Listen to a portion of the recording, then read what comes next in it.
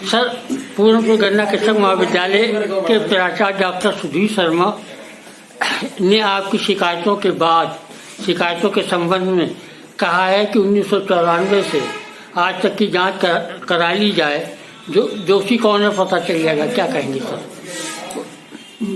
मेरा ये कहना है, आपको पता है कि गन्ना कृषक महाविद्यालय की जो स्थापना हुई है, गन्ना कृषकों के गन्ना की कटौती के धन से ये कॉलेज बना है और दानी सज्जनों ने अग्रवाल साहब, दीपक अग्रवाल के पिताजी ने दान में ये भूमि दी है।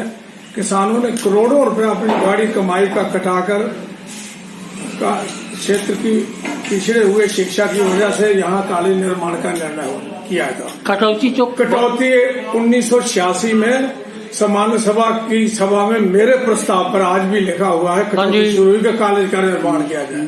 क्षेत्र के सभी राजनीतिक और प्रबुद्ध लोगों ने कहा कि ये उससे सहमत हुए कि कॉलेज बनना चाहिए।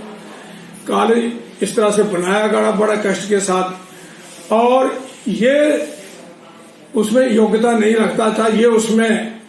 ये जो जब कॉलेज बना तो रिजवी साहब यहाँ डीसीओ थे, इनके पिताजी जो थे वो गन्ना विभाग में मुलाजिम थे, तो उन्होंने रिक्वेस्ट करके इसको रखाया कि ये मेरा बच्चा रोजगार पे लगा, ये बच्चा रोजगार पे लगा लिया गया।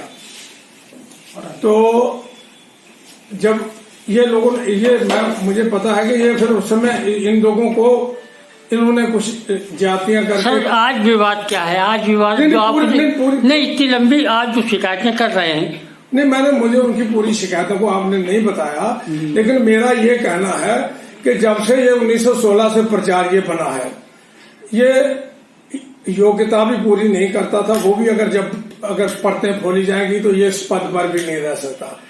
जो निर्धारित योग्यता थी वो भी पूरी नहीं। जब आप शिकायतें कर रहे हैं तो पर्चे खोलनी चाहिए। ये आपके द्वारा शिकायतें की जा रही हैं तो पर्चे खोलो। वो निर्धारित योग्यता पूरी नहीं कर रहा था। अगर जब जांच होगी तो उसमें मैं उसमें सम्मुख रखूंगा जी।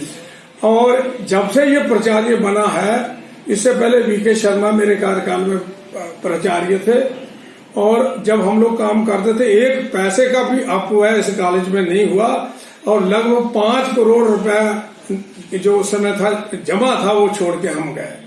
इसने 4। लेकिन जब आपने वहाँ उठाया कि इतना पैसा छोड़ के गए तो उन्होंने क्या 4 छोड़ के गए, आज 5 से ज्यादा है मेरे पास। वो 5 को उन्होंने जवाब दिया था। वो अनपढ़ लोगों को ये उत्तर देता है। तो आपको दिया था। सुन तो लीजिए मेरी बात, मैंने कहा था लाओ दिखाओ।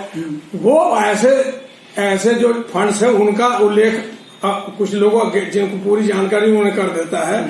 जिस तरह से मैं उदाहरण के देता हूँ कि गन्ना कृषकों के जो छात्र थे उनकी वो एक सिक्योरिटी जमा होती काशन मनी, उसमें लगभग 1.5 करोड़ रुपया लगभग मेरे ख्याल में जमा है।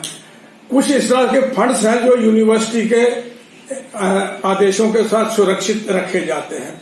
सर, इतना लंबा मैं एक चीज जानना चाहता हूँ केवल कि वो फंड आपके द्वारा जो शिकायतें की गई हैं उसमें क्या फंड नहीं, मेरा ज्यादा नहीं, वो फंड फ्रीज है, वो ये न खर्च कर सकता, कोई नहीं खर्च, वो जमा रहते हैं।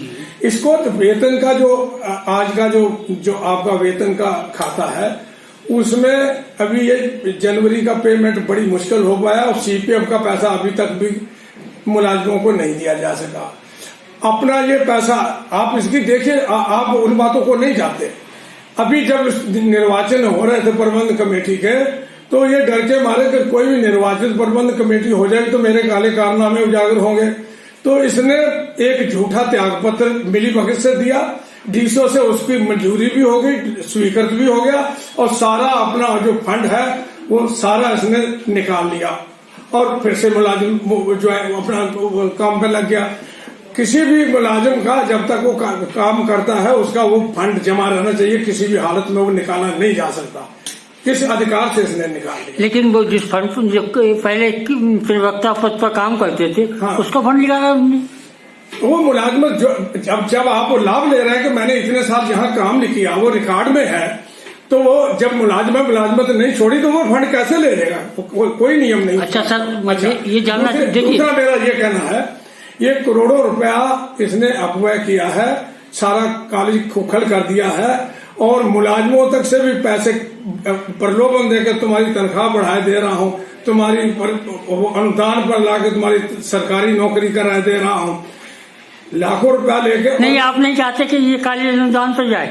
नहीं, मैं चाहता हूँ मुझे आप पढ़े लिखे, आप पत्रकारिता करते हैं, जब शासन ने एक निर्देश जारी कर दिया है कि शासन अब किसी भी प्राइवेट संस्था को अनुदान पर नहीं लेगा।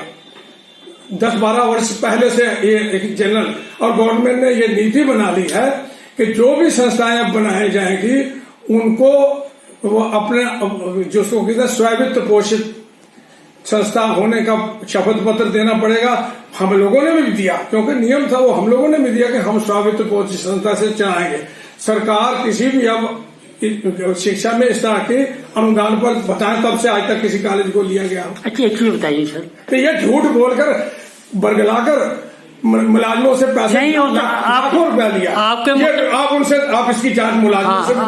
आपके मुताबिक पूर्णपुर गन्ना शिक्षक महाविद्यालय सरकारी अनुदान पर नहीं जा सकता, ये कहना चाहते हैं? मेरा ये कहना है कि कोई भी प्राइवेट विद्यालय जो है वर्तमान शासन नीतियों के अनुसार कोई भी अनुदान पर नहीं लिया जा सकता। मैं उस मीटिंग में बैठा था जब शिक्षा मंत्री ने ऑनलाइन घोषणा की थी कालीन में कि शीघ्र ही ये सरकारी अनुदान पर चला जाएगा।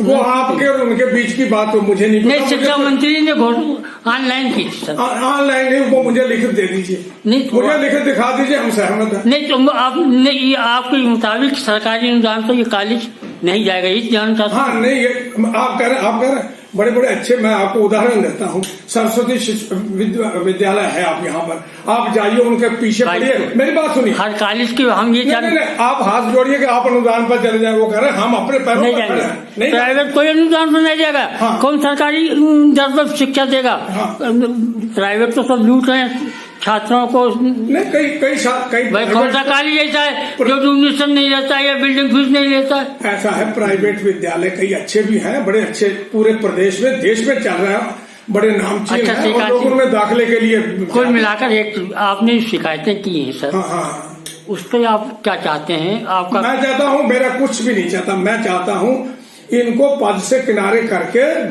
और इसकी जांच करा दीजिए। इसके कार्यकाल में जो करोड़ों रुपया का अपव्यय, उसकी जांच करा दे मुझे, और इससे कोई मेरा बैर नहीं है। और वो कह रहे हैं 1994 से आज तक की जांच करा ली है। मैं सहमत हूँ, वो है, उसकी हिम्मत मेरे सामने बैठे, 1994 से जिसको चाहे बैठा ले, अधिकृत करा दे, सरकार को लिख के दे, मैं 94 तक की जांच कराने को तैयार हूँ। मेरी तो